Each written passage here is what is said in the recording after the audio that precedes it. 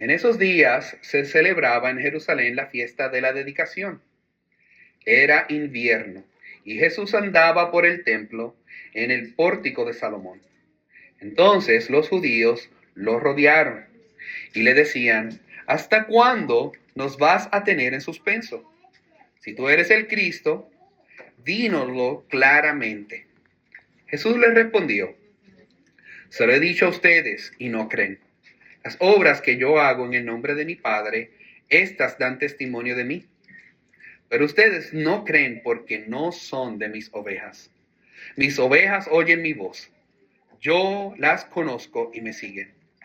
Yo les doy vida eterna y jamás perecerán y nadie las arrebatará de mi mano.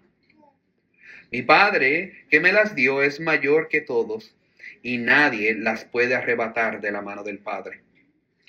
Yo y el Padre somos uno. Los judíos volvieron a tomar piedras para tirárselas.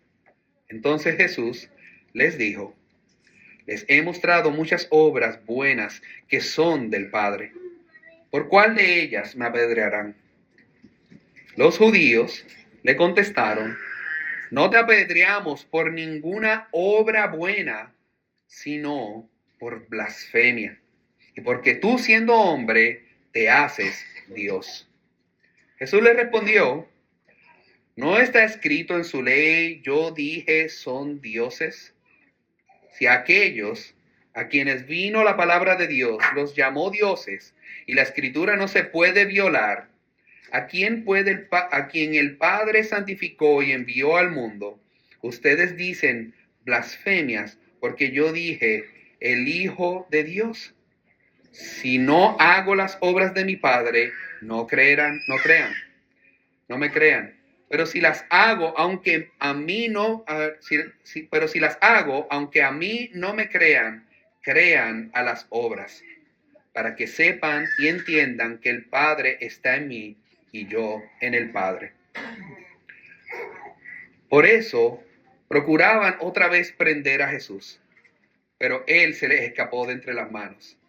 Se fue de nuevo al otro lado del Jordán, al lugar donde primero había estado bautizado Juan, y se quedó allí. Muchos vinieron a él y decían: aunque Juan no hizo ninguna señal, sin embargo, todo lo que Juan dijo de este era verdad. Y muchos creyeron allí en Jesús. Bendita es su palabra. Amados, todo corazón humano anhela seguridad. Tratamos de encontrar seguridad en el dinero, en las relaciones, en la salud, en el éxito. Pero cada una se nos escapa de las manos. La multitud en Juan capítulo 10 no es diferente.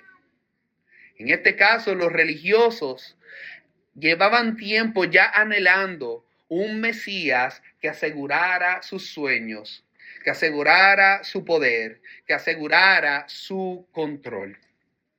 Pero Jesús se rehúsa a encajar en su molde. En cambio, Él les dice: mis ovejas oyen mi voz, nadie las arrebatará de mi mano. Esto no se trata solo de quién es Él, se trata de quiénes somos nosotros en Él. Jesús, uno con el Padre, es tanto el glorioso pastor que nos guarda como el Hijo de gracia y que soporta la oposición para que su pueblo tenga una confianza inconmovible en Él.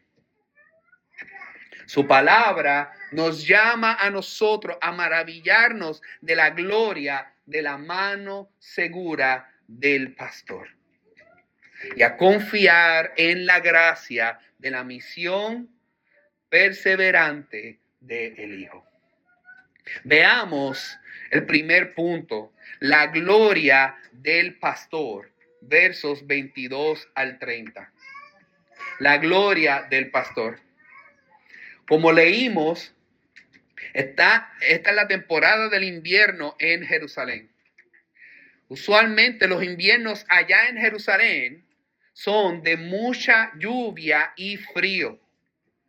En aquel tiempo, viajar en pie o en un animal era muy peligroso por el clima.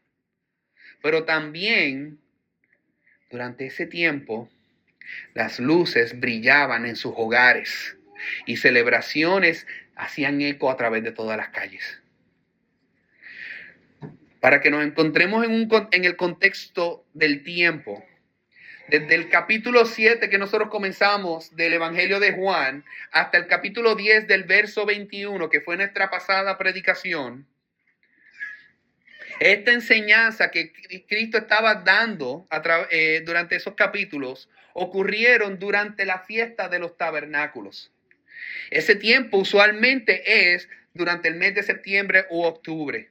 Las palabras que vinieron ahora ocurrieron durante la fiesta de dedicación y era diciembre.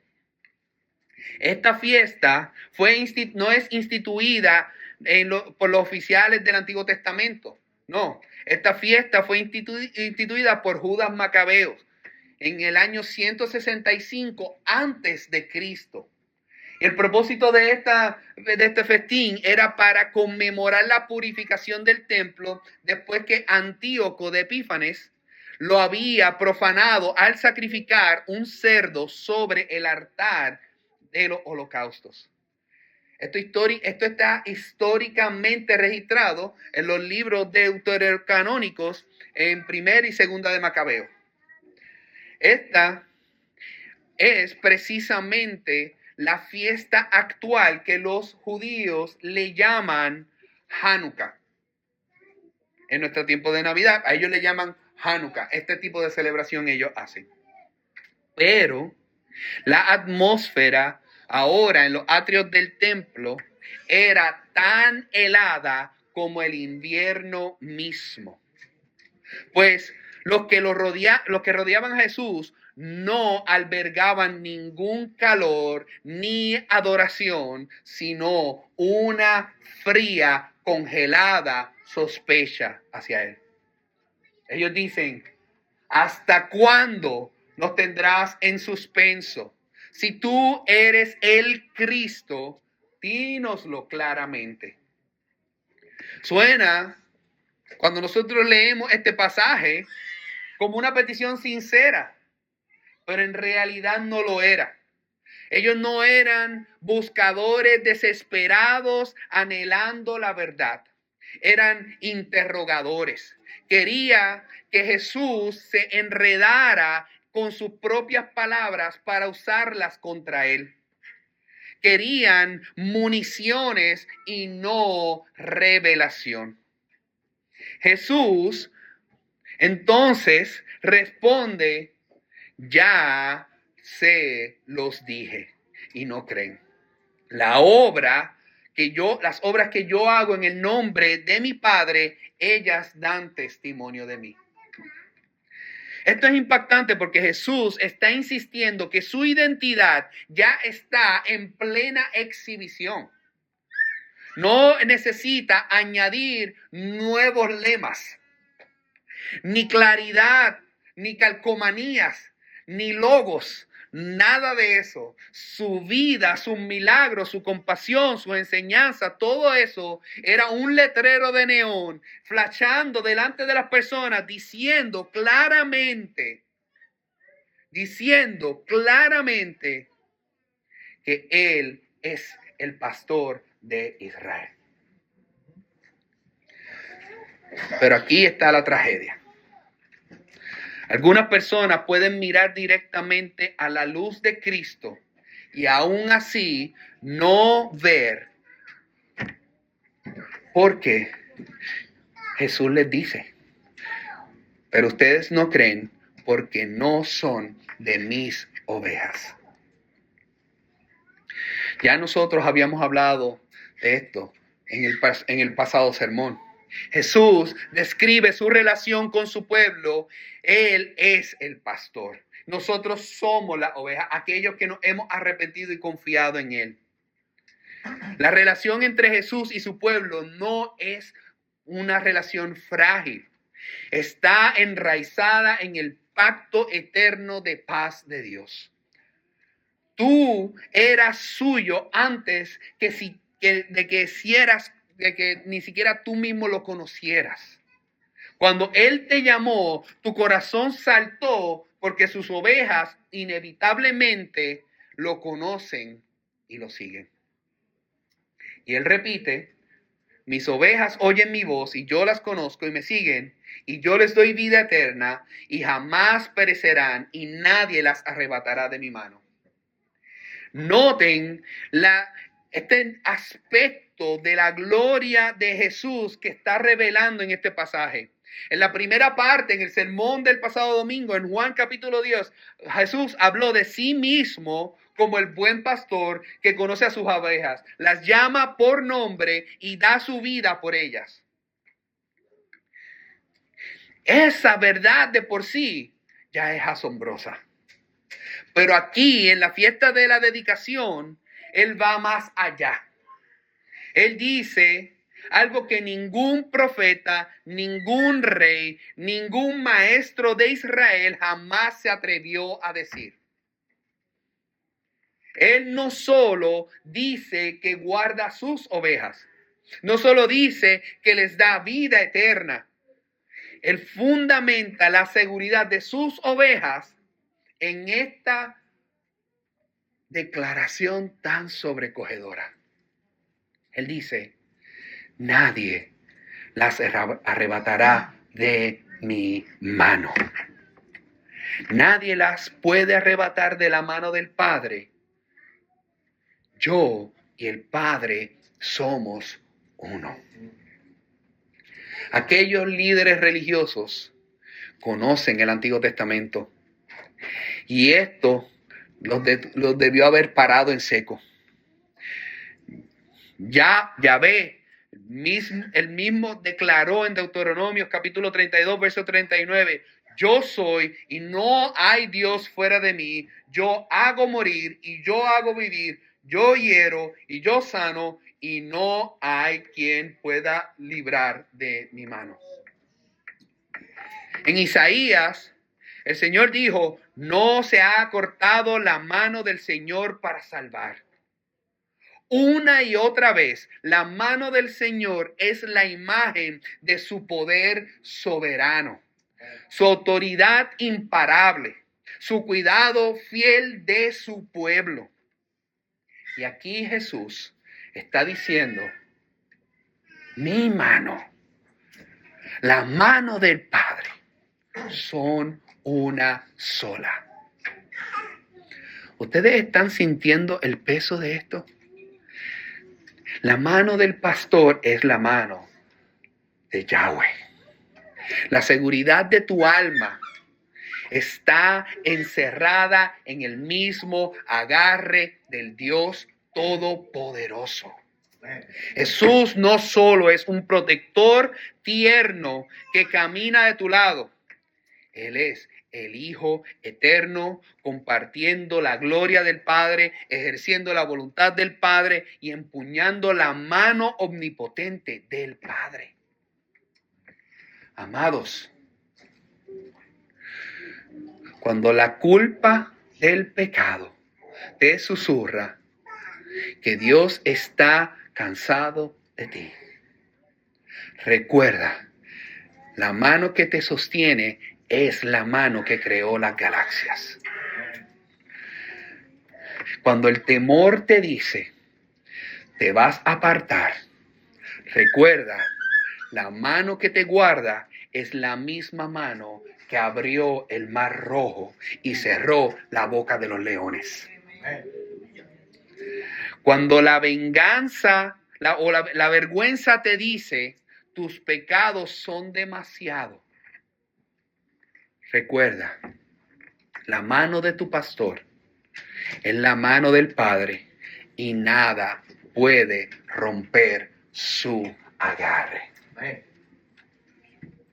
Esto Suena y parece una repetición continua a través de todo, pero no, es una intensificación del mensaje que Cristo está llevando a través del Evangelio de Juan. Jesús pasa de la tierna imagen del pastor para revelar la realidad, que es un estruendo de su deidad. El Hijo y el Padre están unidos en poder, unidos en propósito y unidos en promesa y voluntad. Tu seguridad eterna no descansa en los frágiles dedos de tu devocional. Descansa en la mano omnipotente del Dios Trino.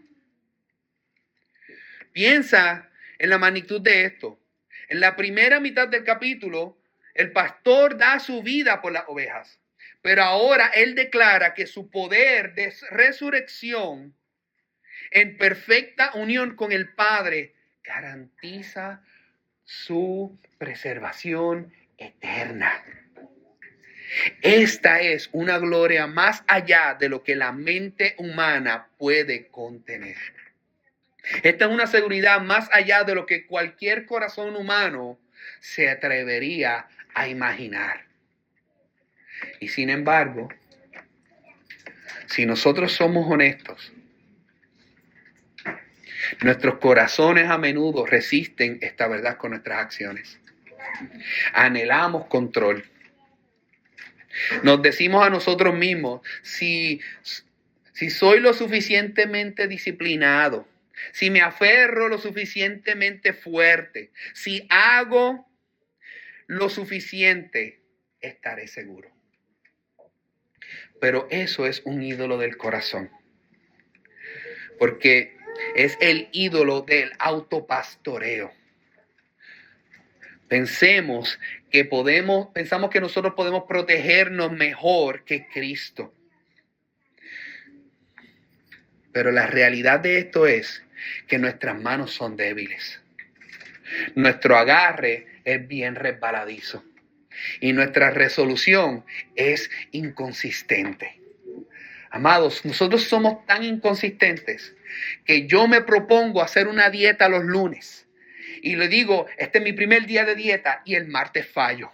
Hago el miércoles, digo otra vez mi primer día de dieta. Lo logro miércoles, lo logro jueves y el viernes vuelvo otra vez al día 1 otra vez. Todavía estoy en el día 1 de mi dieta consistente. No paso de ese día. Lo inconsistente que nosotros somos. Pero, por eso, terminamos nosotros exhaustos.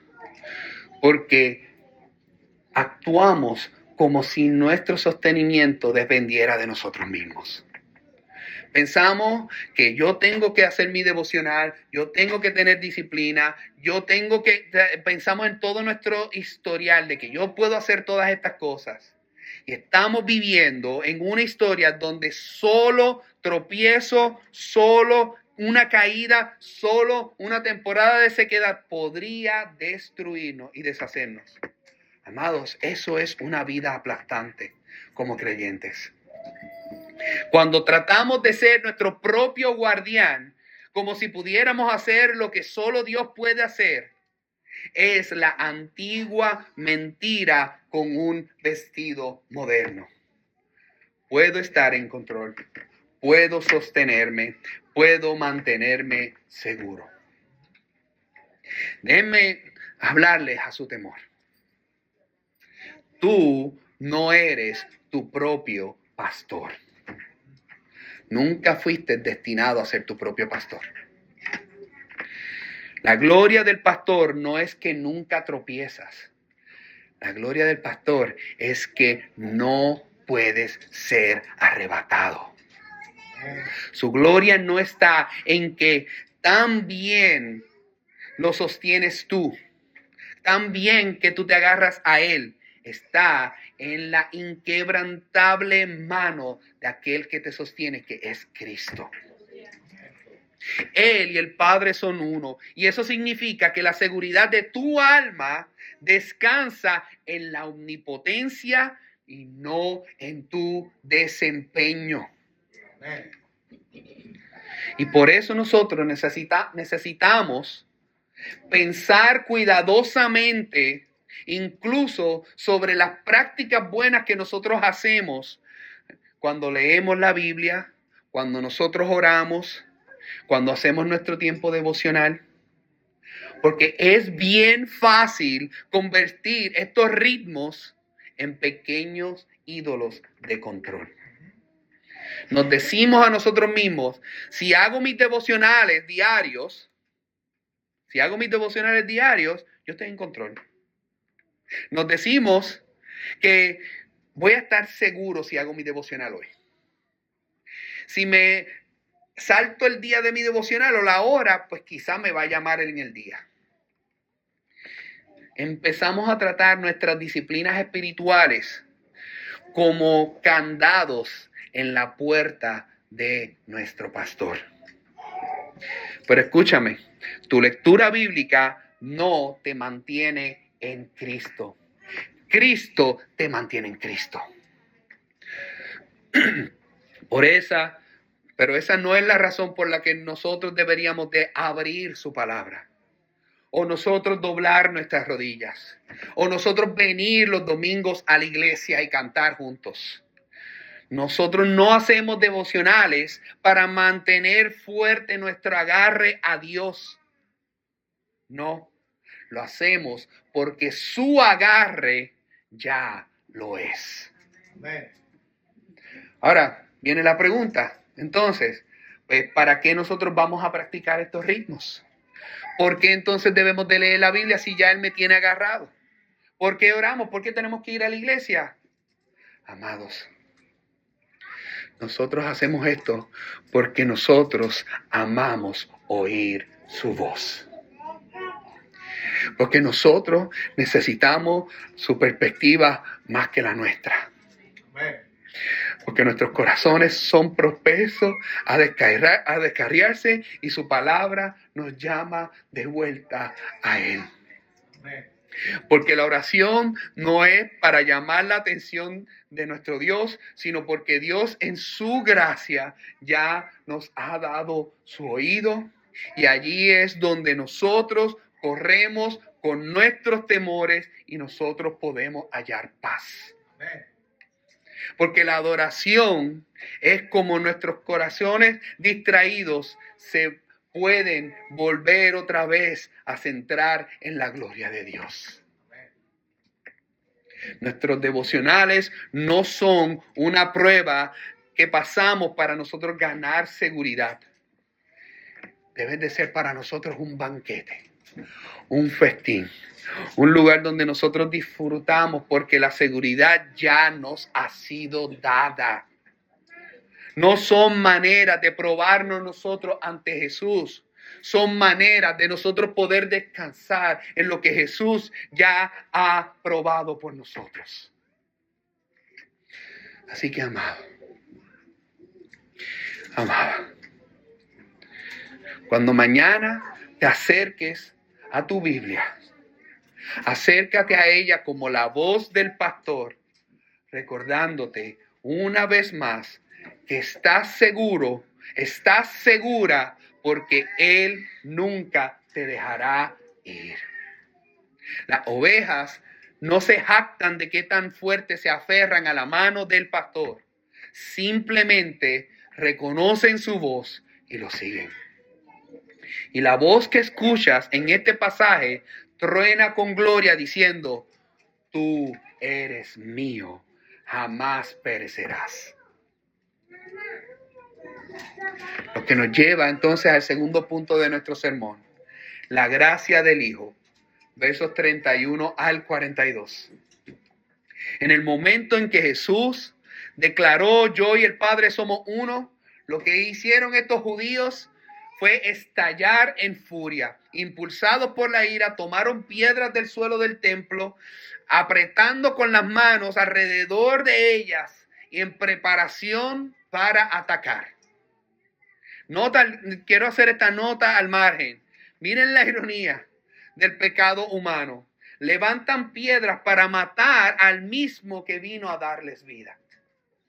Aprietan rocas cuando deberían abrir sus manos en adoración a Él.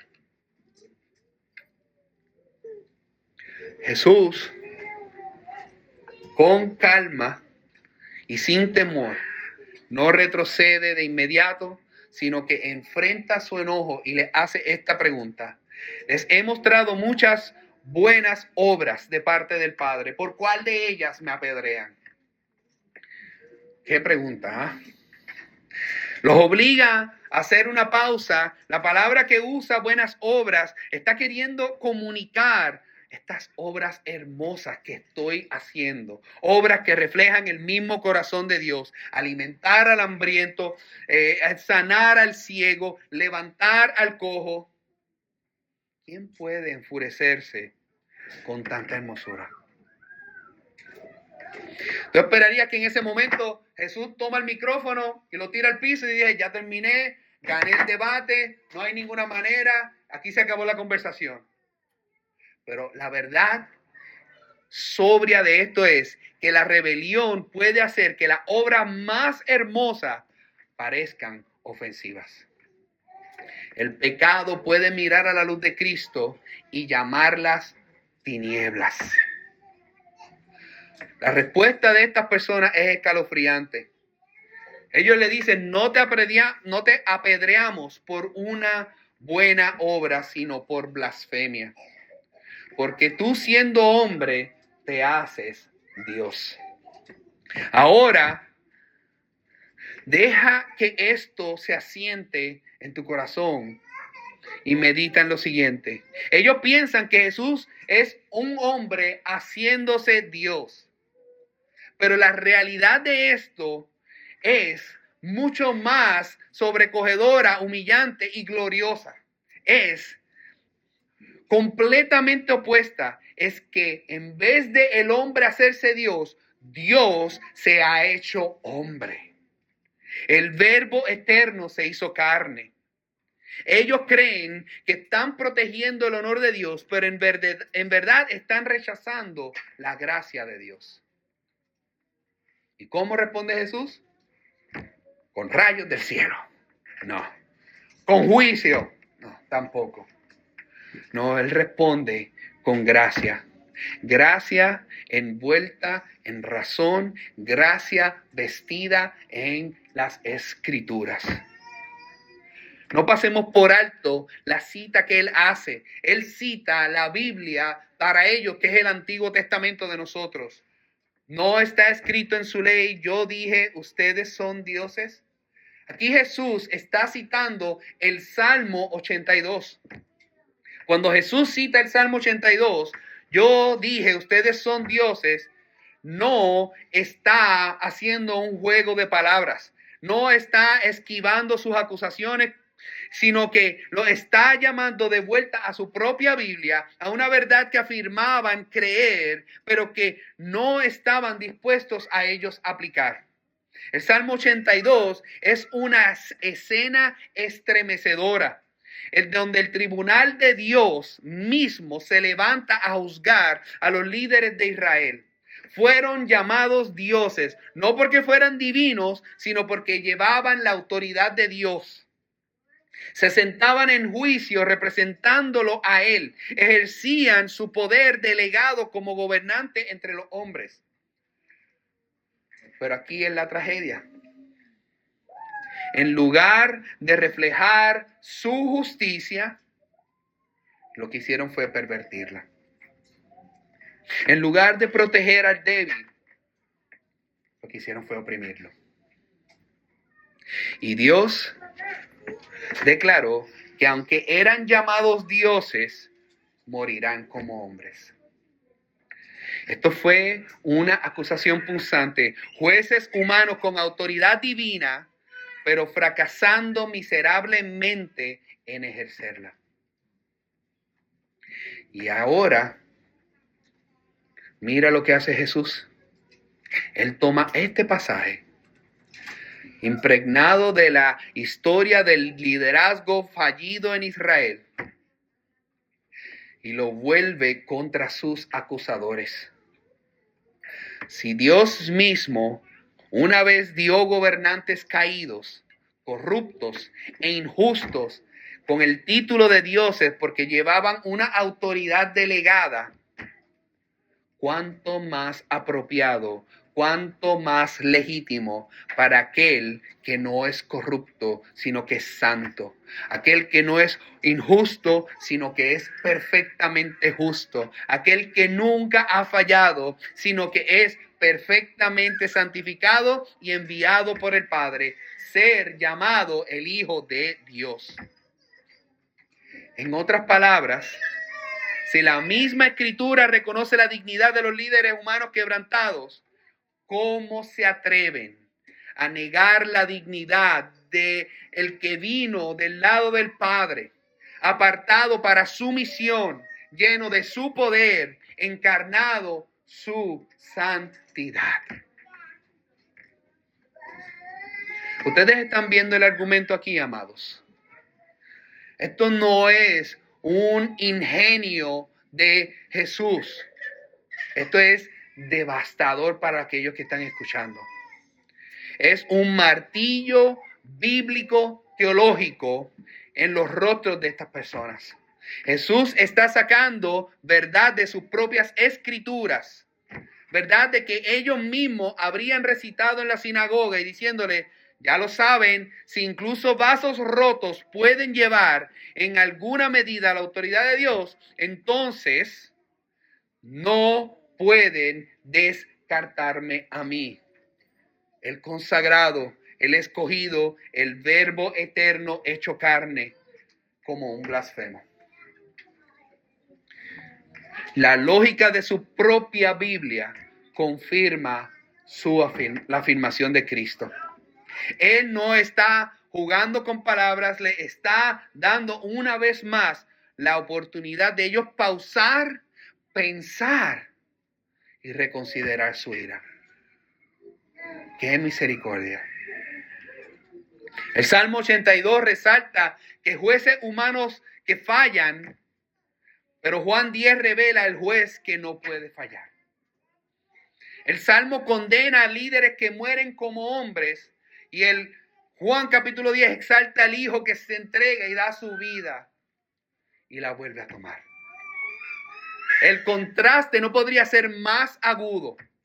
Jueces humanos condenados por Dios, pero juez divino vindicado por el Padre. Y Jesús continúa retándolo. Si no hago las obras de mi Padre, pues no me crean. Pero si las hago, aunque no me crean a mí, crean a las obras.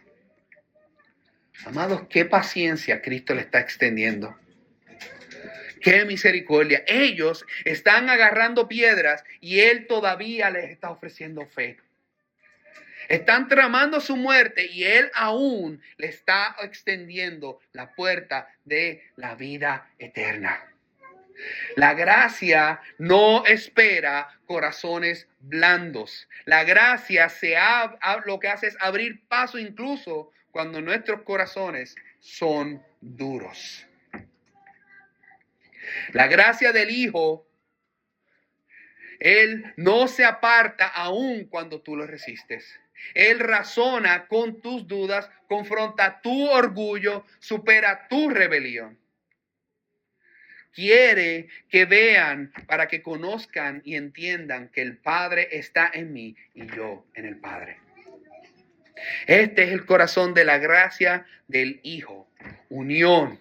No es una asociación, no es un proyecto cooperativo, sino una morada mutua. El Hijo está en el Padre está en el Hijo. Es un lenguaje de relación, de morada mutua. El Padre comparte plenamente su vida con el Hijo y el Hijo comparte plenamente su vida con el Padre. Son personas distintas, sí, pero inseparables en esencia, propósito, gloria y voluntad. ¿Por qué eso debe de importar, amados? Porque todo lo que hace Jesús lleva la plena autoridad y confiabilidad y permanencia de Dios mismo. Sus palabras son palabras de Dios. Sus obras son obras de Dios. Sus promesas son promesas de Dios. Tu salvación es la obra del Dios Trino. El Padre envió al Hijo, el Hijo revela al Padre. Las obras del Hijo son las obras del Padre.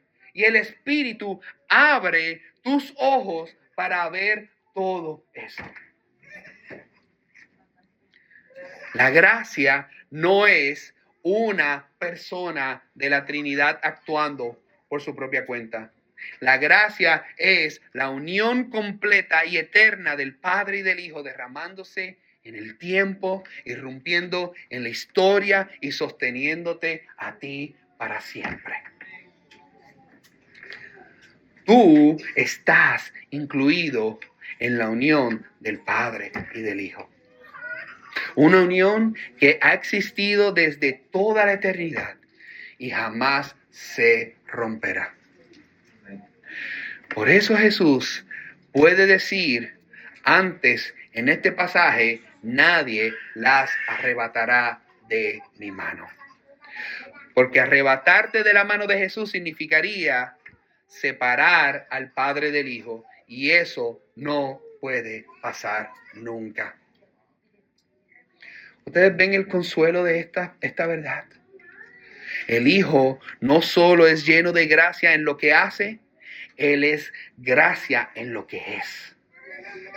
Su misma unión con el Padre es tu seguridad, tu certeza y tu paz. La gracia del Hijo no es solo que vino cerca para salvar, es que en Él, en la plenitud de Dios, se han puesto de acuerdo y se han acercado, y en Él tú estás sostenido por un lazo más fuerte que la muerte, que el pecado, que el infierno mismo.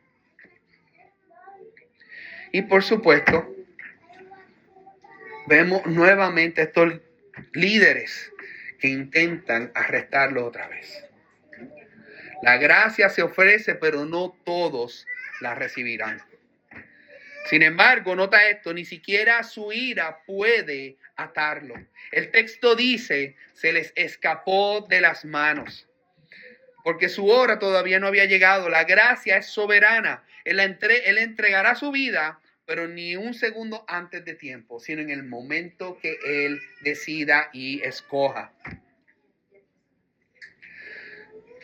Y así, ante ese momento, Jesús se retira al otro lado del Jordán, al lugar donde Juan ya lo había bautizado desde el principio.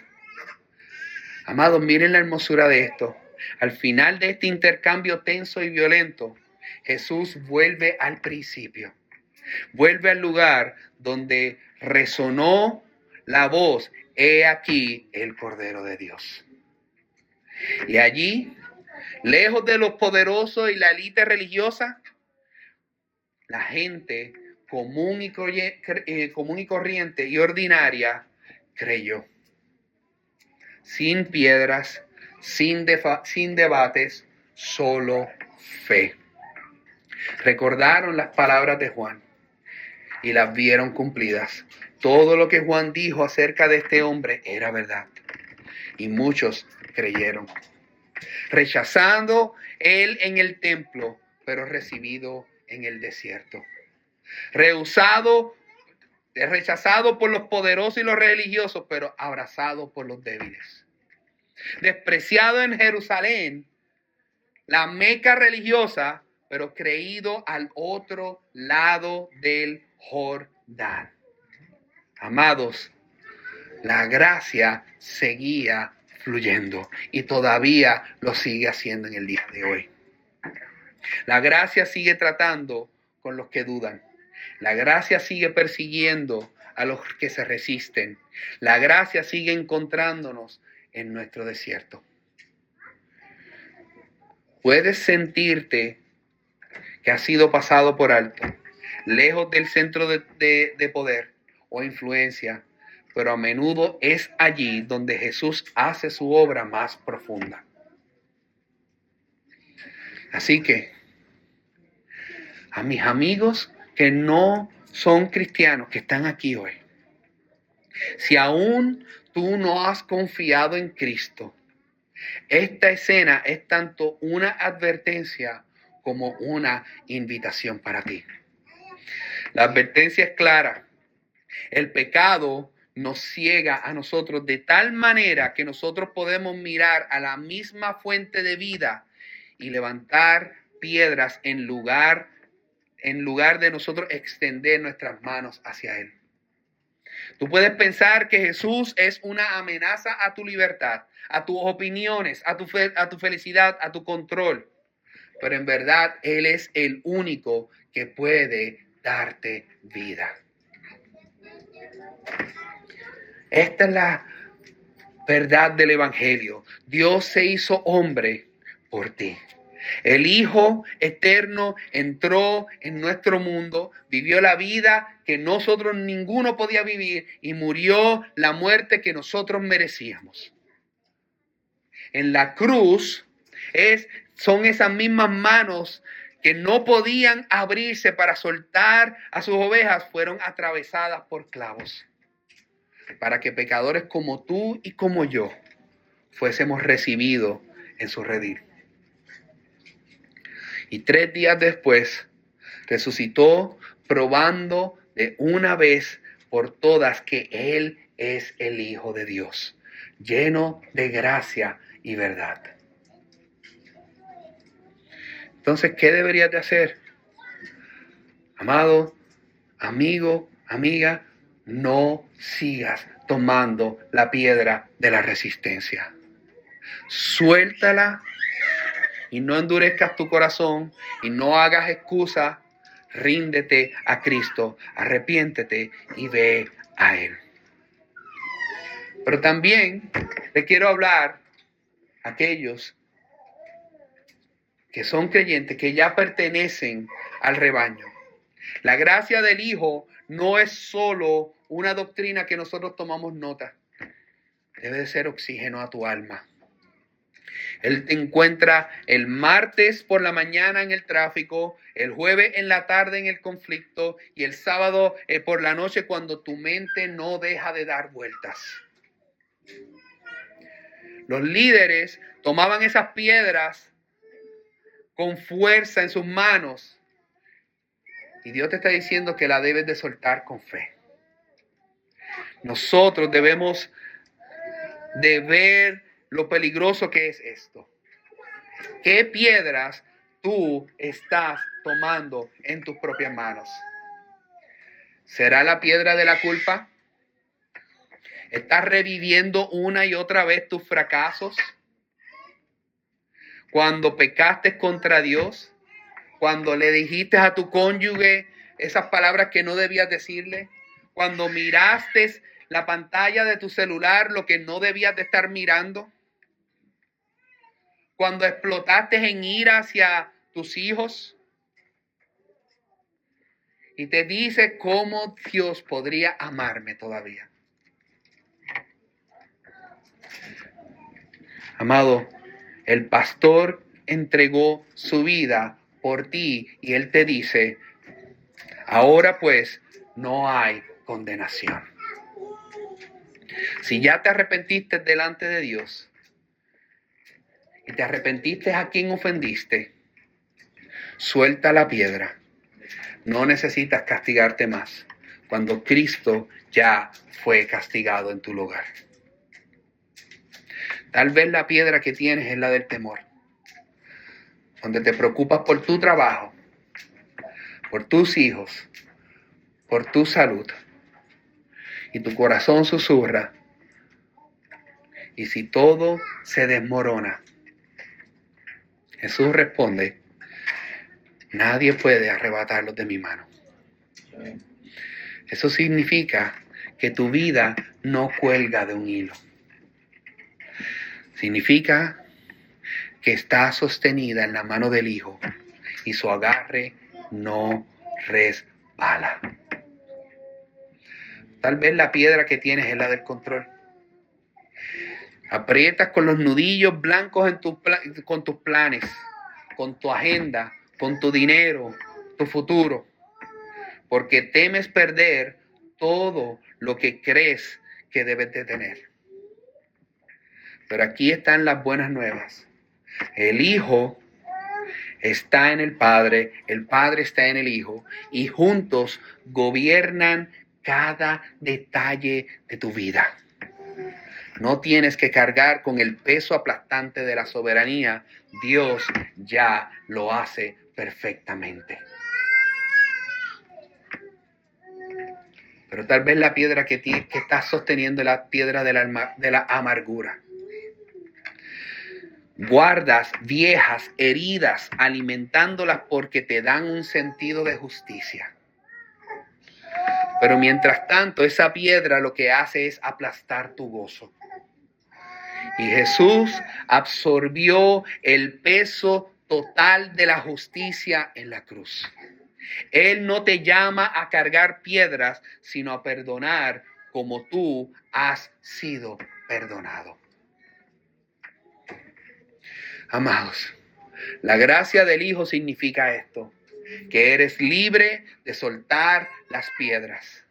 Eres libre para descansar en su amor. Eres libre para entrar al día de hoy, no con el peso de la culpa, con el temor o el control o la amargura en tus bolsillos, sino con manos vacías, levantadas en adoración y servicio.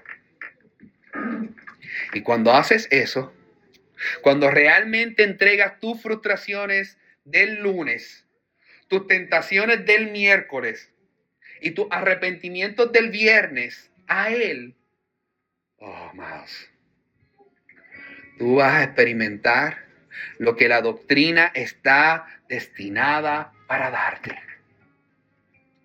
Paz, descanso, gozo, esperanza. Porque su gracia no es nada abstracto. Es viva y te encuentra justo donde tú estás. Al final, la pregunta no es si la vida te va a sacudir, porque lo hará. La vida te va a sacudir, te va a jamaquear fuerte. La pregunta es, ¿en mano de quién estarás cuando eso suceda? Si perteneces al pastor, tu seguridad no cuelga de un hilo. No cuelga del hilo de tu desempeño, sino descansa en la fuerza de su agarre por ti. El mundo ofrece ilusiones de seguridad, pero Jesús ofrece la realidad de vida eterna. Así que cuando escuches su voz, confía en su promesa y descansa en la mano que nunca nadie, ninguna tormenta, ningún pecado, ningún enemigo puede abrir. Y deja que tu corazón adore al Padre que aún te sostiene.